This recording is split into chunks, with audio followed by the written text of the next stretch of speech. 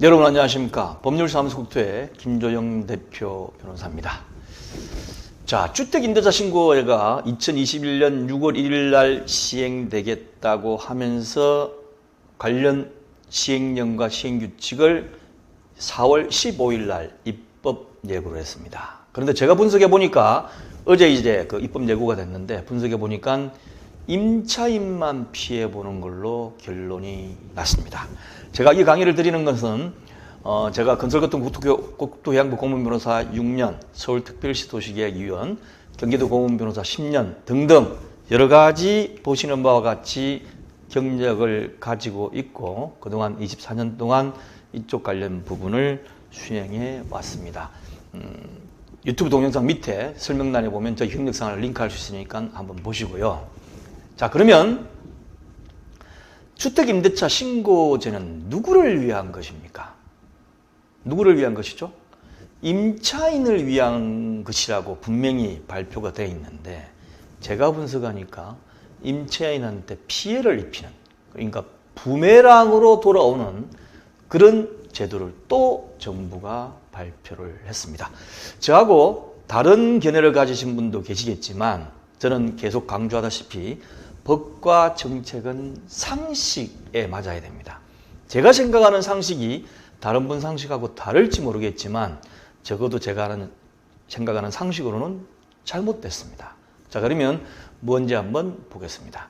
먼저 주택임대차 신고제가 뭐냐 하면 부동산 거래 신고 등에 관한 법률 시행령 시행규칙을 4월 15일 날 입법 예고했는데 그 내용을 보면 임대차 계약 당사자가 자신의 인적사항, 그 다음에 임대 목적물 정보, 몇 동 몇 호, 어느 아파트 몇 동 몇 호이겠죠. 그 다음에 임대료, 보증금하고 월세입니다. 그 다음에 계약기간 등의 개용 내용을 신고하도록 하고 이걸 신고받은 정부는 공개하겠다는 거죠.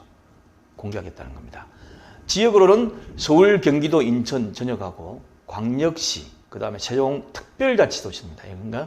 그리고 나머지 도의시니까 시 이상은 전부 다입니다. 전부 다. 그러니까 대한민국 전역이 거의 한다라고 생각하시면 돼요. 그리고 대상은 보증금 6천만 원 또는 월세 30만 원을 초과하면 모두 적용을 하는데 보증금 6천만 원짜리에 대부분 걸려가 있고 또 보증금이 적으면 월세가 올라가 있기 때문에 많은 경우가 여기에 적용이 될 것입니다. 자, 그럼 문제점이 뭐냐? 변호사인 네가 이쪽 분야를 얼마나 안다고 문제점을 지적하느냐? 한번 상식으로 같이 보겠습니다. 첫 번째, 임차인의 개인정보가 다 누설이 되도록 되어 있습니다. 여기 보시면 주택임대차 계약 신고서를 이제 시행규칙의 양식을 적어놨는데 이 양식 부분을 확대해 보면 다음과 같이 되어 있습니다. 임차인의 성명, 주민등록번호, 전화번호, 휴대번호, 물론 이것까지 공개는 당연히 안 하겠죠. 그리고 임대 목적물이 아파트 1, 2이나 다세대냐, 소대지, 그 다음에 몇 동 몇 호, 임대 면적 방 몇 칸이냐, 뭘 이렇게 자세하게 신고하라 그러죠? 그 다음에 임대료, 보증금은 얼마고, 월 차임은 얼마고, 계약 기간은 얼마다. 이거를 수집할 정도가 되면 어떻게 됩니까? 정부에서 많은 데이터를 수집하겠다는 거죠. 왜 다 수집하겠다는 거죠? 개인정보를 전부 다? 예. 그리고 인터넷에 실질적으로 공개할 때는 많이 생략이 되겠지만 데이터는 정부가 다 가지겠다는 거죠. 그렇게 어떻게 됩니까? 임차인의 개인정보가 모두 누설됩니다. 그리고 내가 보증금 얼마에, 월세 얼마에 사는지가 모두 공개될 가능성이 있어요. 내가 어느 아파트 몇 동 몇 호 산다는 것은 지인들도 알 수 있지 않습니까? 아니면 어느 아파트 정도는 알 수 있잖아요. 그러면 내가 보증금 얼마에, 월세 얼마짜리 사는지가 모두 공개될 가능성이 있어요. 그리고 같은 단지 내에도 101호 사는 사람은 보증금 3억. 저쪽은 보증금 5천만 원에 월세 200만 원. 아, 저 새끼 월세짜리구나. 이런 식의 정보가 공개가 될 수가 있어요. 그래서 저는 향후 공개 범위를 축소해가지고 어느 아파트 몇 동에 대해서 한다면 첫 번째 물건은 보증금 얼마에 월세 얼마, 두 번째 물건은 보증금 얼마. 세 번째는 이 정도만 공개를 해야지 몇 호 이래버리면 누가 사는지 압니다.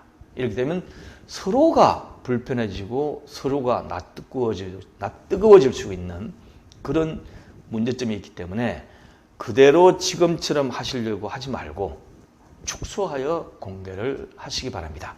그리고 아까 처음에 보신 것처럼 왜 이렇게 많은 정보를 다 수집을 하려고 그래요? 이게 점점 이상하게 돌아갑니다. 예. 원래 임차인을 보호하기 목적이라면 보증금이 얼마고 월세가 얼마 정도만 공개하면 되는 거지 왜 이렇게 다 정보를 정부가 수집해서 가지고 있으려고 하는 건가요? 잘못됐다고 저는 생각합니다. 그래서 많은 분들이 이거는 과세하기 위한 목적이다 라고 자꾸 생각할 수밖에 없는 거예요. 자, 그리고 그 다음 문제. 보증금 월세를 이렇게 공개해 놓으면 임차인을 위한 것인데 임대인이 담합할 수 있도록 정부가 조장해 주는 결과가 나타납니다. 이게 무슨 소리야? 조장을 한다니. 택도 없는 얘기다. 자, 상식으로 한번 볼까요? 자, 정부의 의도는 임차인이 공개된 정보를 보고 비싼 집이 만약에 나왔다. 그러면 계약을 체직하지 않도록 하여 보증금 부당 인상을 막겠다는 거죠. 비싸게 냈다고 정부에서 너 왜 이렇게 비싸게 내서 너 일로 와. 너 낮춰. 이렇게 할 수 있는 권한이 정부에는 없습니다. 여기가 무슨 북한처럼 사회주의 사회도 아니잖아요. 임차인이 딱 끝나가지고 올려가지고 냈을 경우에 막을 수 있는 방법은 없습니다. 단지 임차인이 쭉 보고 원래 2년 전에 이 집은 보증금 얼마에 월세 얼마인데 이 사람이 낸 거 보니까 매우 비싸게 냈다. 계약을 체결 안 하고 찾는 사람이 없으면 낮출 것이라는 생각이지요.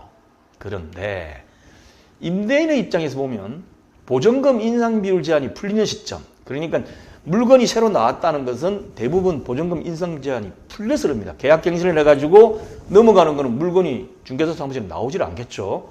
나오는 것은 전부 다 종료된 시점에서 나오는 겁니다. 그런데 어느 한 집이 보증금 월세를 계제해가 새로 계약을 체결했다 라는 게 딱 뜨면 그거를 보고 같이 단지 내에서 의논해가지고 덩달아서 더 높게 중개사 사무실에 낼 수가 있어요.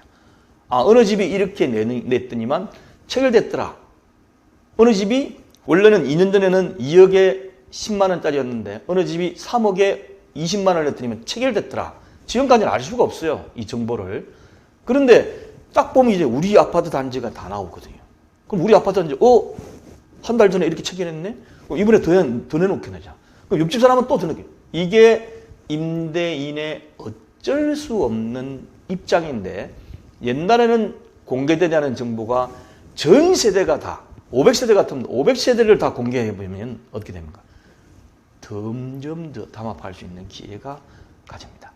세 번째, 이제 중요한 건 임차인 입장인데 딱 보니까 한 달 전에, 두 달 전에 예를 들면 2억에 10만 원짜리로 계약이 됐는데 이 사람이 2억에 30만 원을 내놨어.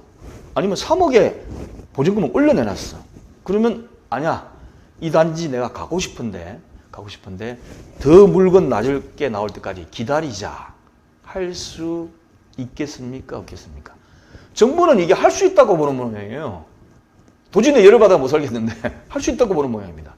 자, 임차인이 자기가 살고 있는 집에서 다음 달에 나와야 되기 때문에 물건을 골르러 다니는 거 아닙니까?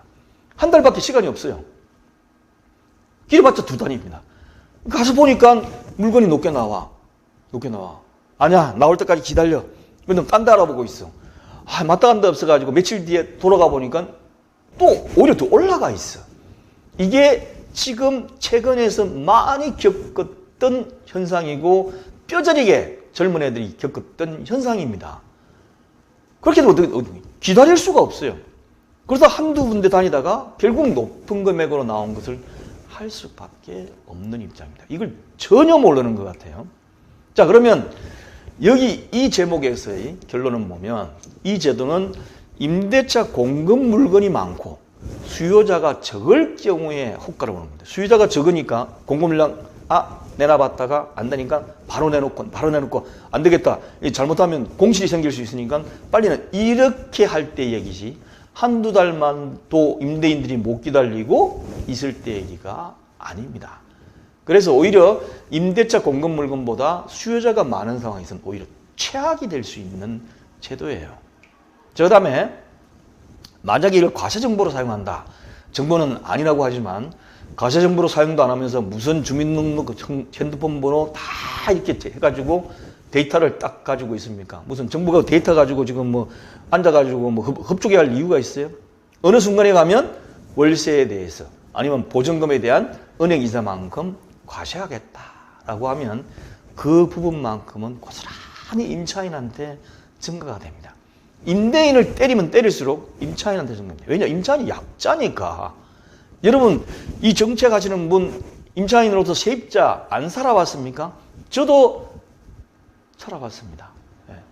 안 돼요. 도저히 안 돼요. 우리 자식도 살 수도 있어요. 그래서 임대소득 과세정보로 사용할 경우는 4월 15일 날 정부 발표는 절대 안 하겠다고 하겠지만 믿을 사람 없습니다. 만약에 과세정보로 사용돼 임대인에게 과세된다면 그 부담은 고스란히 임차인에 개선이 되었기 때문에 결론적으로 주택임대차 신고제 누구를 위하여 이 정책을 만들어진지 한번 다시 보시고 다시 생각하십시오. 제가 보기엔 도저히 상식에 맞지 않는 정책입니다. 이 강의는 r19co.kr로 오면 밑에 가시면 김조영 변호사 부동산 세상 투자 정책 정보에 관련된 것에 실어 놓을 테니까 다른 것도 한번 많이 보시기 바랍니다. 감사합니다.